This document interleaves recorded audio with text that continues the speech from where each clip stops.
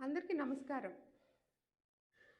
పెరుగుతున్న బంగారం ధరలు, పరిగెత్తుతున్న వెండి ధరలు. ఇదంతా ఎందుకంటారు?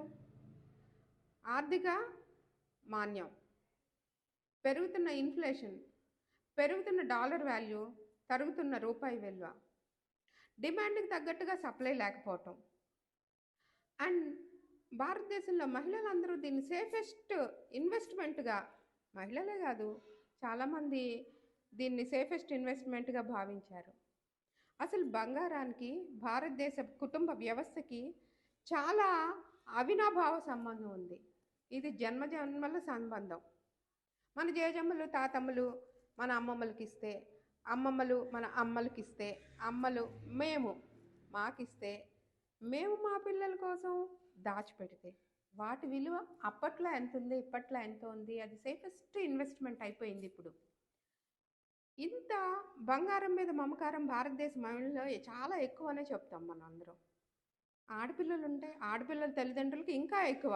ఆడపిల్ల పుట్టిన దగ్గర నుంచి మా అమ్మాయికి అది చేయించాలి, ఇది చేయించాలి, వడ్రాణం చేయించాలి, వంకి చేయించాలి, కాసుల హారం చేయించాలి. ఈ రందులోనే ఉంటున్నారు ఆడపిల్లల తల్లిదండ్రులందరూ.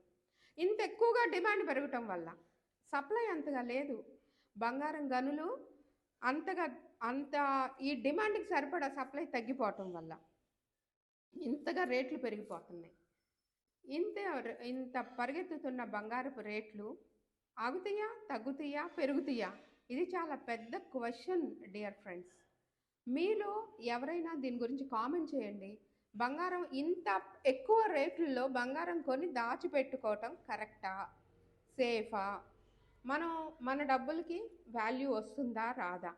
కొన్ని రోజులు అంటే అంటే పెరుగుట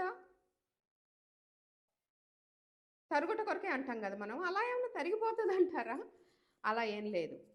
అయితే ఇదంతా ఎందుకొచ్చిందంటే ఇప్పుడు ప్రపంచ దేశాలు అగ్రరాజ్యాల మధ్య ఆధిపత్య పోరు ఒకటి. అండ్ దేశాల మధ్య కూడా సరిహద్దు వివాదాలు ఎక్కువగా ఉండటం.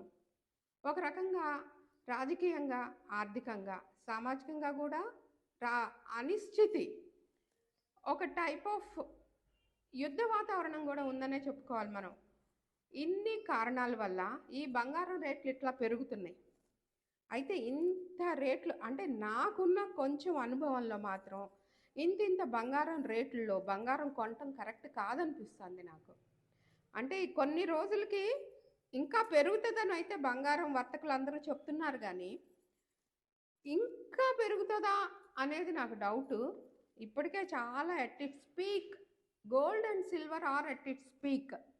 అసలు బంగారమే రాజులు రాణుల్లాగా ఉన్న ఇప్పుడు వర్తక వ్యాపారంలో అన్ని బిజినెస్లు ఇప్పుడు గోల్డ్ చుట్టూనే తిరుగుతూ ఉన్నాయి, సిల్వర్ చుట్టూనే తిరుగుతూ ఉన్నారు. చివరికి మధ్య దిగువ తరగతి వాళ్ళు కూడా ఎంతో కొంత 100 గ్రాములు వెండి అయినా కొనుక్కొని పక్కన పెట్టుకుందాం, వచ్చే సంవత్సరానికి ఇది డబుల్ అవుద్దంట అనే ఉద్దేశంలో ఉన్నారు.